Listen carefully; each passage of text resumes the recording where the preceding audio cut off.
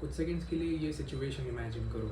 आप एक bus stop पर बैठे हो, ऑल ऑफ अ सडन एक बहुत ही ज़्यादा खूबसूरत लड़की है आके आपके बाजू में बैठ जाती है। आपको उस लड़की को देखते ही वो आपको लड़की पसंद आ जाती है, पर आप दूसरे लोगों से बोलने से इतना ज़्यादा डरते हो कि आप उस लड़की से पूरे वक्त तक कुछ भी नहीं बोलते हो, बस उधर ही बैठे रहते हो। इवेंचुअली वो लड़की उठ के उसकी बस आ जाती है, उस बस में बैठकर चली जाती है और आप वहाँ पर अपने आप को कोसते रहते हो कि काश मैंने एटलीस्ट हाय तो बोल दिया होता। Is that situation something you have experience? Is that situation happen to you in the past? या दूसरा एग्जाम्पल लेते हैं, आप किसी एक अच्छी सी मीटिंग में गए हो और वहाँ पर आप देखते हो कि 2-3 लोग बहुत अमीर खानदान के लोग होते हैं, ऐसे सक्सेसफुल लोग होते हैं, पर आपकी सोशल एंजाइटी इतनी ज़्यादा बढ़ चुकी होती है कि आप उन लोगों से बिल्कुल भी बात नहीं करते हो और इवेंचुअली आपको रियलाइज़ होता है कि आपने एक बहुत ही अच्छा कनेक्शन मिस कर दिया। आपने एक अच्छा कनेक्शन बनाना, एक अच्छा दोस्त बनाना मिस कर दिया, जिसकी मदद से या जिससे आप कुछ ना कुछ नया सीख पाते थे। Is that you? If yes, then my friends, you have very weak communication skills, you have social anxiety। और ये वीडियो ख़त्म होते ही मैं आपकी सोशल एंजाइटी हमेशा हमेशा के लिए ख़त्म कर दूंगा। तो इस वीडियो में अंत तक बने रहिए and I am going to make sure that you are the most confident version of yourself by the end of this video. Let's get started. पर सोल्यूशन से पहले ये जानने की कोशिश करते हैं कि सोशल एंजाइटी या नर्वसनेस फर्स्ट प्लेस में होती ही क्यों है। बहुत लोग और या बहुत सारे बच्चे आजकल दिन भर घर में ही बैठे रहते हैं, बाहर नहीं जाते, अपने दोस्तों से नहीं मिलते, स्कूल में भी जाकर ज़्यादा लोगों से बात नहीं करते, उतने ही 2-3 लोग होते हैं उनके साथ बात करते हैं। कॉलेजेस में जाके भी उतने ही उनके 2-3 ग्रुप के बच्चे रहते हैं, उनसे ही बात करते हैं, लेकिन नए लोगों से मिलने की कोशिश नहीं करते हैं। या पहले से उनका एनवायरनमेंट ऐसा बना रहता है कि वो बचपन से ही अपने पेरेंट जैसे कि उनके माँ बाप, उनके भाई बहन, उनके साथ ही रहे होते हैं पूरी ज़िंदगी। इस वजह से जब भी वो किसी सोशल गैदरिंग में जाते हैं या ऐसी जगह पर जाते हैं जहाँ पर बहुत सारे लोग हो, ऑटोमेटिकली उनको एक नर्वसनेस फील होने लगता है उनको, या वो सोचने लगते हैं कि मे बी वो इंसान मुझे जज कर रहा है या वो इंसान मेरे बारे में कुछ गलत सोच रहा है, या उस इंसान को लगता है कि मैं बहुत ज़्यादा बदसूरत हूँ। राइट? इसी तरह के थॉट्स आते हैं आपके दिमाग में कि लोग बाहर जाना भूल चुके हैं, नए लोगों को मिलना भूल चुके हैं, अपने फ़ोन पर रहना इतना ज़्यादा बढ़ गया है, उस वजह से उनके सोशल स्किल्स पर इतना ज़्यादा इम्पैक्ट हो गया है और इसी वजह से आपको नर्वसनेस फील होती है। तो पहली टिप मेरी आपके लिए यही है दोस्तों, जितना ज़्यादा हो सके उतना बाहर जाने की कोशिश कीजिए। क्यों? क्योंकि आप जितना बाहर जाओगे उतना आप अपने आप को नए लोगों से या नए लोगों के सामने एक्सपोज करोगे। जितना आप बाहर जाओगे उतना ज़्यादा आप उन लोगों में कंफर्टेबल होना सीखोगे। Right?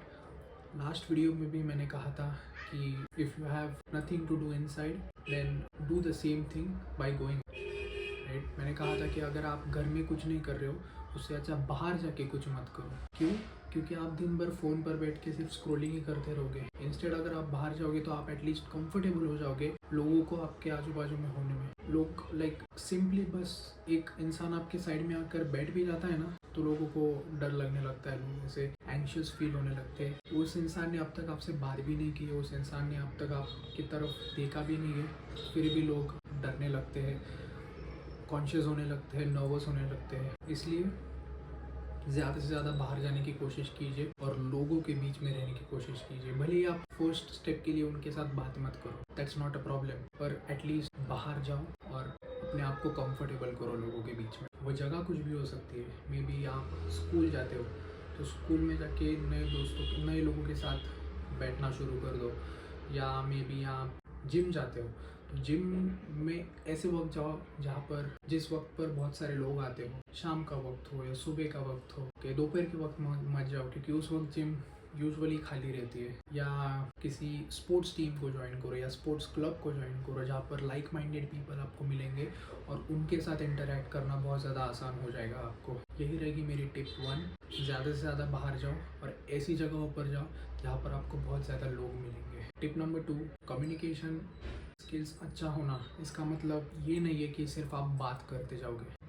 An important pillar of having good communication skills is the art of patient listening। अगर आप अच्छा सुनोगे तो लोग ऑटोमेटिकली आपको अच्छी तरीके से ट्रीट करेंगे, तो लोग ऑटोमेटिकली आपको अच्छा, आपके आसपास अच्छा महसूस करेंगे। अगर आप लोग क्या कहना चाहते हैं उसकी तरफ अटेंटिवली ध्यान दोगे, कंसंट्रेशन से ध्यान दोगे, तो आपको रियलाइज़ होगा कि यार जो कुछ भी वो इंसान बोल रहा है उसी में आपका नेक्स्ट क्वेश्चन होगा और उसी में आपका नेक्स्ट टॉपिक होगा जिसके बारे में आप बात कर पाओगे। बहुत सारे लोग क्या करते हैं कि उस इंसान का बोलना ख़त्म होने का वेट करते हैं या वो इंसान बात करना ख़त्म करे उसके पहले ही उसको इंटरप्ट कर देते हैं और अपनी बात करनी शुरू कर देते हैं, अपना टॉपिक बोलना शुरू कर देते हैं। ये बहुत गलत अप्रोच है दोस्तों।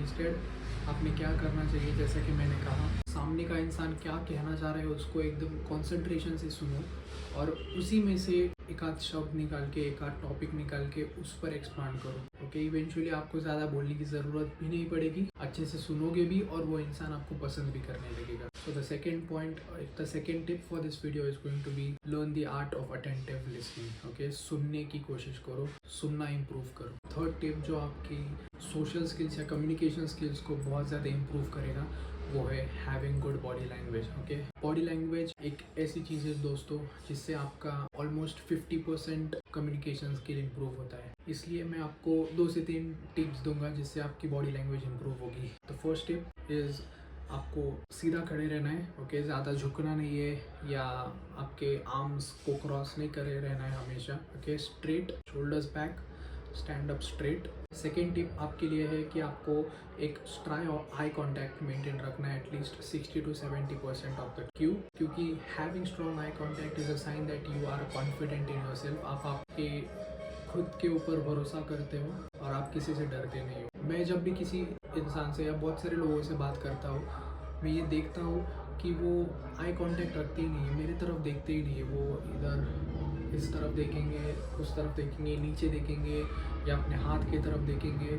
लाइक उनको आई कांटेक्ट मेंटेन करना बहुत मुश्किल हो जाता है। पर having a strong eye contact at least 60 to 70% of the time is a sign of confidence, is a sign that shows कि आप अपने आप पर बहुत ज़्यादा भरोसा करते हो और आप ज़्यादा नर्वस नहीं होते हो। इसमें एक कॉशन या एक चीज़ याद रखना कि कंटिन्यूसली आई कांटेक्ट नहीं रखना है। ओके, थोड़ी देर के लिए आप इधर उधर देख सकते हो पर आई कांटेक्ट एटलीस्ट कुछ समय के लिए रखना बहुत ज़्यादा ज़रूरी है। आप ये 2 चीज़ें भी फॉलो करोगे ना तो आपकी बॉडी लैंग्वेज 90 to 95% कवर हो जाएगी। बाकी की चीज़ें वो जस्ट बैकग्राउंड नॉइज़ की तरह समझिए।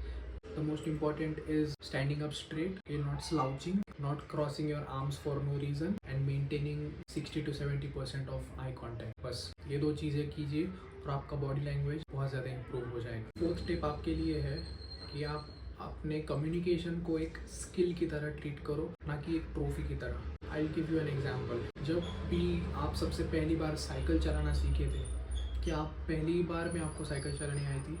नहीं, राइट? आप धीरे धीरे धीरे धीरे करके सीखे, धीरे धीरे बैलेंस बनाया, 2-3 बार गिरे भी होंगे पर आपने क्विट नहीं किया। या आप किसी नए इंस्ट्रूमेंट को सीखना शुरू करते हो, से फॉर एग्जांपल पियानो या गिटार। आप पहले दिन थोड़ी ना अच्छे से पियानो बजाना सीख जाते हो। आप पहले दिन लाइक प्रोफेशनल पियानो प्लेयर के जैसे नहीं पियानो बजाते हो। क्यों? क्योंकि it is a skill that needs consistent practice and eventually over time आप उसमें बेहतर होते जाते हो। बस उसी तरह आपकी कम्युनिकेशन स्किल भी है। Communication is a skill and not something आप बचपन से ही सीख जाते हो या आप पेट में से ही बाहर आते ही सीख जाते हो, ऐसा नहीं है। उसको like any other skill it needs to be given practice and time. So communication को एक स्किल की तरह ट्रीट कीजिए, धीरे धीरे प्रैक्टिस कीजिए, थोड़े थोड़े लोगों के साथ प्रैक्टिस कीजिए और इवेंचुअली आप उसको बिल्ड कर लोगे। ट्रस्ट मी, मैंने जो टिप्स दिए वो टिप्स अगर आप यूज़ करोगे तो 90 to 95% of your communication will be on top level. बाकी की चीज़ें आप इवेंचुअली अच्छी तरीके से कर लो। बस उसको एक स्किल की तरह ट्रीट कीजिए जिसको आपको धीरे धीरे धीरे करके बिल्ड करना है, ना कि जस्ट पहले ही दिन प्रोफेशनल स्पीकर की तरह बात करनी। Finally tip number 5 to improve your communication skills is to realise that people are just people. लोग बस लोग हैं दोस्त, इंसान बस इंसान है। लोगों को अपने अपने खुद के ज़िंदगी में बहुत सारे प्रॉब्लम्स चल रहे होते हैं, उनके ज़िंदगी में बहुत अलग सिचुएशन चल रहे होते हैं जिसके बारे में वो हमेशा सोचते रहते हैं। उनके पास इतना ज़्यादा वक्त भी नहीं होता है और बी उनको कुछ फ़र्क भी नहीं पड़ रहा है कि आपकी ज़िंदगी में क्या चल रहा है। उनके पास इतना वक्त नहीं होता है कि वो बैठकर आपको जज करते बैठे, हर आपकी स्टेप को जज करे, हर आपके एक्शन को जज करे। सो ये माइंडसेट इम्प्रूव करना बहुत ज़्यादा ज़रूरी है कि people are at the end of the day just people and humans make mistakes and you are a human as well and the people around are humans as well। अगर आप इस belief से बाहर जाओगे, इस बिलीफ से लोगों के साथ बात करोगे, उनके साथ इंटरैक्ट करोगे with a positive attitude and a smile on your face, मैं आपको गारंटी देता हूँ लोग भी आपको एक पॉजिटिव स्माइल और पॉजिटिव एटीट्यूड से वेलकम करेंगे। बस ये 5 स्टेप्स, ये 5 tips and you are going to be a communication god. मैं उम्मीद करता हूँ आप इन 5 स्टेप्स को आपके लाइफ में इम्प्लीमेंट करोगे और अपनी कम्युनिकेशन स्किल्स को इम्प्रूव करोगे। मैं ये उम्मीद करता हूँ कि आप इस वीडियो से ज़रूर कुछ ना कुछ सीखे होंगे। अगर हाँ तो अभी इस वीडियो को लाइक कर दीजिए, साथ ही इस चैनल को सब्सक्राइब कर दीजिए। मैं मिलता हूँ आपको एक ऐसे ही नए वीडियो के साथ। तब तक के लिए take care and I see you guys in the next video very very soon. Piece.